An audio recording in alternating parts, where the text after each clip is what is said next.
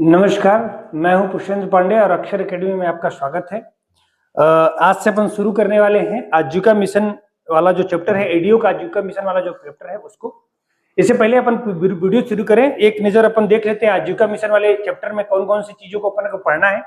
इससे पहले मैंने कंप्लीट जो है ग्रामीण विकास का कंप्लीट वीडियो आपको पूरा डाल दिया है, जो भी सिलेबस में लिखा हुआ है, और कुछ एक्स्ट्रा कराना होगा तो मैं उससे करा दूंगा।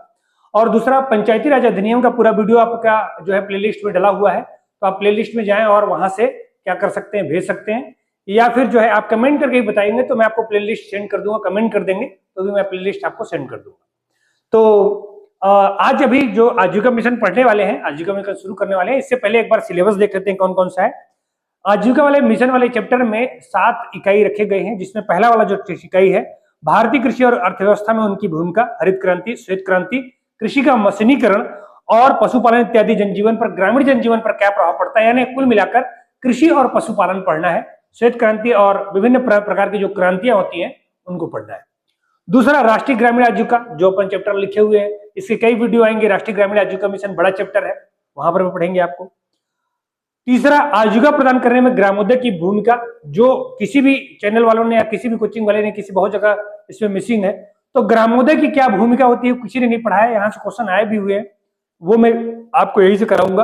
तीसरा, संस्थागत विकास, स्व सहायता समूह, स्व सहायता समूह के गठन की प्रक्रिया और जो है कैसे होते हैं स्व सहायता समूह, कंप्लीट बताऊंगा मैं आपको कैसे गठन होता है, कितने प्रकार के स्व सहायता समूह होते हैं, बहुत डिटेल में अपन पढ़ने वाले हैं। इसके बाद आजीविका हेतु परियोजना प्रबंध, आजीविका हेतु जो परियोजना प्रबंध किया गया है वो कौन कौन सी परियोजनाएं हैं। सहकारिता और बैंकिंग व्यवस्थाएं, वो भी मैं आपको पढ़ाऊंगा इसी चैनल पर सारा चीजें। बाजार की परिभाषा क्या होती है, बाजार के प्रकार क्या होते हैं, आजीविका में बाजार की क्या भूमिका होगी, वो भी मैं आपको पढ़ाऊंगा। और पशुधन उत्पाद के बारे में भी मैं आपको पढ़ाऊंगा। तो सातों के सातों चैप्टर इसमें कंप्लीट होंगे, कोई भी ऐसा चीज क्षेत्र नहीं होगा जो कवर नहीं होगा। हर छोटा से छोटा चीज, हर बड़ा से बड़ा चीज, सभी चीज कवर होंगे। तो आप चैनल में बने रहिए और लगातार, अगर वीडियो अच्छा लग रहा हो तो लगातार शेयर भी कीजिए। शुरू करते हैं आज अपन इस वाले वीडियो में। मोटे मोटे मैं आपको बता देता हूं, इससे पहले आपने ग्रामीण विकास वाले वीडियो में जाना है, और अगर आपको नहीं होगा तो आप कमेंट कीजिएगा, मैं आपको भेज दूंगा। तो ग्रामीण विकास में जो हमने पहला जो चैप्टर पढ़ा था, स्वर्ण जयंती ग्राम स्वरोजगार योजना, उसको देखना है, क्योंकि ग्राम स्वरोजगार योजना के देखने के बाद ही आप आजीविका मिशन को क्या कर सकते हैं, पढ़ सकते हैं। ये दोनों चैप्टर में रखा हुआ है, यानी ग्रामीण विकास वाले चैप्टर में भी है और इस वाले चैप्टर में भी, आजीविका मिशन वाले चैप्टर में भी है। तो जो राष्ट्रीय ग्रामीण आजीविका मिशन, इसका पूरा नाम है राष्ट्रीय ग्रामीण आजीविका मिशन, जिसको अंग्रेजी में क्या बोलते हैं, एनआरएलएम, शॉर्ट फॉर्म में एनआरएलएम इसका पूरा नाम होता है, national rural livelihood mission, national rural livelihood mission. और यह छोटे नाम से अगर आप देखेंगे, किसी योजना के नाम से अगर देखेंगे, तो इसका नाम है दीनदयाल उपाध्याय अंत्योदय योजना। भारत में किस नाम से जाना जाता है इसको, दीनदयाल उपाध्याय अंत्योदय योजना के नाम से जाना जाता है। अब इसकी उत्पत्ति कैसे होती है, तो इसकी जो उत्पत्ति हुई वो स्वर्ण जयंती ग्राम स्वरोजगार योजना, यानी 1 अप्रैल 1999 को जो ग्रामीण विकास मंत्रालय है, यानी भारत का ग्रामीण विकास मंत्रालय है, उस ग्रामीण विकास मंत्रालय ने गरीबों को स्वरोजगार उपलब्ध कराने के लिए, यानी उनका खुद को अपना रोजगार उपलब्ध कराने के लिए एक योजना प्रारंभ की, और उस योजना का नाम था स्वर्ण जयंती ग्राम स्वरोजगार योजना।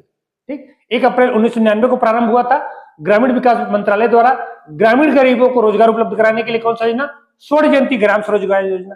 लेकिन जो ग्रामीण, जिसमें क्या होता था, स्व सहायता समूहों का निर्माण किया जाता था, और स्व सहायता समूहों के माध्यम से जो ग्रामीण रोजगार थे, जो सरकार ने चुने हुए रोजगार थे, जिसको बोलते हैं उपलब्ध रोजगार, उस चुने हुए रोजगारों के आधार पर किसी एक का चयन करके उनको रोजगार उपलब्ध करा दिया जाता था।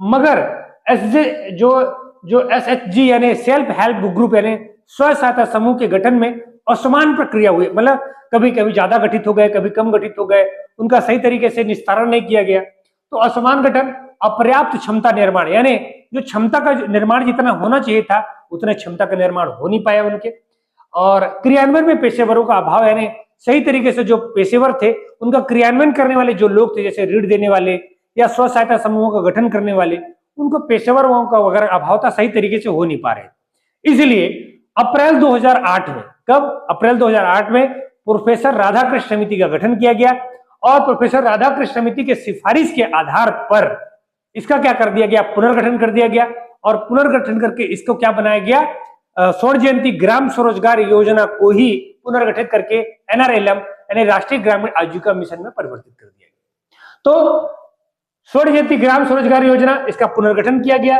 NRLM को 3 जून 2011 को इसका क्या कर दिया गया, पुनर्गठन कर दिया गया और एक मांग आधारित मिशन के रूप में इसको संचालित किया। कहने का मतलब है मांग आधारित मिशन का, पहले जो स्वर्ण जयंती ग्राम स्वरोजगार योजना था वो जो उपलब्ध थे, जो रोजगार के जो सोर्स उपलब्ध थे, जैसे कृषि था, पशुपालन था, जो उपलब्ध रहेगा उसी आधार को, उसी उपलब्धता के आधार पर कार्य दिया जाता था। लेकिन यहां पर मांग के आधार पर कार्य दिया जा रहा है, मतलब जो मांगेंगे लोग कार्य करने के लिए वो कार्य उनको उपलब्ध करा कर किया जाएगा, वो संसाधन उनको उपलब्ध कराए जाएंगे। पहले उपलब्धता के आधार पर आपूर्ति की जाती थी, जितना उपलब्ध रहेगा उतना हम देंगे, जो उपलब्ध नहीं उससे हम देने से मना कर देंगे। लेकिन यहाँ पर मांग के आधार पर दिया जाता था कि यदि ये मांग आ रही है तो हम उसको उपलब्ध कराएंगे, वो रोजगार भी उपलब्ध कराएंगे और वो संसाधन भी उपलब्ध कराएंगे। इसका संचालन विश्व बैंक के माध्यम से होता था। जो स्वर्ण जयंती ग्राम स्वरोजगार योजना था वो केंद्र सरकार के माध्यम से राज्यों की सहायता से 60-40 का अनुपात था, राज्यों की सहायता से संचालित किए जाते थे। ये विश्व बैंक की योजना है, यहाँ पर भी राज्य का भाग है। इनका उद्देश्य था आय बढ़ाना और गरीबी को दूर करना, यानी अगर हम स्वरोजगार उपलब्ध कराएंगे तो आय बढ़ेगा ही बढ़ेगा, और जब आय बढ़ेगा तो गरीबी दूर होगा, पहला उद्देश्य। दूसरा, संस्थागत मंच प्रदान करना और आजीविका में वृद्धि करना। संस्थागत मंच प्रदान करने का मतलब यह है कि अगर आप लोन लेने के लिए जाते हो, पहला तो समूह गठित किया जाएगा, तो एक लीगल संगठन बन गया, वो भी एक संस्था है, समूह भी। फिर संकुल स्तरित, ग्राम आधारित, आपका जो है ब्लॉक आधारित छोटे छोटे संगठन बनाए जाएंगे, वो भी संस्थागत मंच उपलब्ध करा रहा है। फिर बैंकिंग व्यवस्था से आसान पहुंच बनाया जाएगा, वो भी एक संस्थागत मंच। तो संस्थागत लीगल रूप से इनको संस्था का रूप देकर उनको क्या करा जाएगा, क्रियान्वयन में आसान भूमिका निभाई जा सकती है। फिर वित्तीय सेवा में आसान पहुंच, बैंकिंग तक आसान पहुंच, खाता आसानी से खुला जा सकता है, लोन आसानी से मिल सकता है, गारंटी आसानी से मिल सकता है, तो वित्तीय सेवा तक आसान पहुंच। गरीबों की क्षमता का सदुपयोग, गरीबों की सबसे बड़ी क्षमता यही होती है कि उन्हें गरीबी से निकलना है, और गरीबी से निकलने के लिए वो कुछ भी करने को तैयार हो। इसी क्षमता का इस्तेमाल करके उनको क्या करना है, उनके क्षमता का सदुपयोग करना है, रिस्क लेने की क्षमता का सदुपयोग करना है। फिर सामूहिक क्षमता का विकास, जैसे सूचना, ज्ञान, कौशल, वित्त, संसाधन, है ना। तो जैसे कई लोगों के पास सूचना उपलब्ध है मगर उनके पास ज्ञान नहीं है, कुछ लोगों के पास ज्ञान उपलब्ध है तो संसाधन नहीं है, किसी के पास संसाधन है तो स्किल नहीं है। तो जो जिसके पास होगा वो ग्राम स्तर पर, समूह स्तर पर एक दूसरे की सहायता करेंगे, मतलब मिलजुल कर क्या करना है, रोजगार प्राप्त करना है और गरीबी से दूर मुक्ति पानी। फिर अधिकारों और जन सेवा का लाभ लेना, जो अधिकार है हमारे और जो जन सेवा करना चाहते हैं उनके लिए भी मौका है एनजीओ के माध्यम से। फिर आपका जो है महिला सशक्तिकरण, जो स्व सहायता समूहों का निर्माण किया जाना है उसमें स्त्री भी निर्माण कर सकते हैं और पुरुष भी निर्माण कर सकते हैं, मगर महिलाओं को प्राथमिकता दी जाएगी। ये महिला सशक्तिकरण की ओर एक कदम भी है। फिर जोखिम उठाने की क्षमता का विकास, मतलब रिस्क लिया जा सकता है, रिस्क लेने से ही क्या हो सकता है, औद्योगिक जो क्षमताएं हैं वो बढ़ती हैं। तो ये फिर ये सारे जो उद्देश्य है वो सारे उद्देश्य का मूल रूप अगर आप देखना चाहेंगे तो आपको पता चलेगा कि आय बढ़ाना है, रोजगार प्राप्त करना है, गरीबी दूर करनी। आय, रोजगार और गरीबी पर सारा चीज है। संस्थागत वगैरह जो चीजें हैं वो भी सब उन्हीं की एक जो है एक हिस्सा है, एक क्षेत्र हो जाते हैं। फिर छत्तीसगढ़ में एनआरएलएम क्या है, तो ये जो एनआरएलएम का प्रोग्राम है उसका निर्माण केंद्र सरकार ने कहा है, मगर इसको लागू करने के लिए राज्यों को स्वतंत्र रखा गया है। वो जिस तरीके से चाहते हैं उस तरीके से लागू कर सकते हैं। इसलिए छत्तीसगढ़ का जो वर्जन होगा वो दूसरा वर्जन होगा।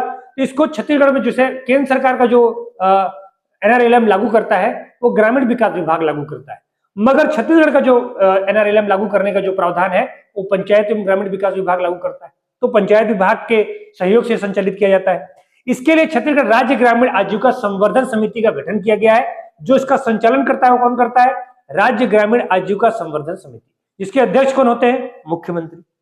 फिर इसका नाम रखा गया है दीनदयाल उपाध्याय राज्य ग्रामीण आजीविका मिशन। इसका पूरा नाम छत्तीसगढ़ में भी यही नाम है, दीनदयाल उपाध्याय राज्य ग्रामीण आजीविका मिशन, जिसे शार्ट में बिहान कहा जाता है। बिहान मतलब सवेरा वाला बिहान। फिर आजीविका मिशन बिहान के नाम से, और इसे लागू किया गया है 1 अप्रैल 2013। कब लागू किया गया, 2013 को। देश में लागू किया गया 3 जून 2011 को लागू किया गया, जबकि जो स्वर्ण जयंती ग्राम स्वरोजगार योजना लागू किया गया था 1 अप्रैल 1999। ये तीनों डेट याद रखना है, तीनों डेट में कुछ भी पूछ सकता है आपसे। ठीक, ये आपका एक परिचय हो गया, एनआरएलएम का एक परिचय हो गया।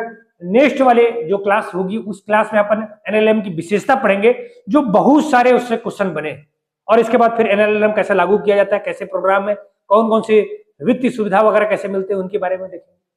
तो ये वीडियो एक बार देखिएगा आप, और इसको नोट्स भी बनाते चलिएगा। नोट्स बनाएंगे तो उसको पहुंच आसान हो जाएगा, और लगातार वीडियो आएंगे। मैं आपको ऐसे कंटेंट उपलब्ध कराऊंगा जिसमें कंप्लीट सिलेबस हो, ऐसा नहीं कि आधा अधूरा सिलेबस हो या टॉपिक वाइज हो।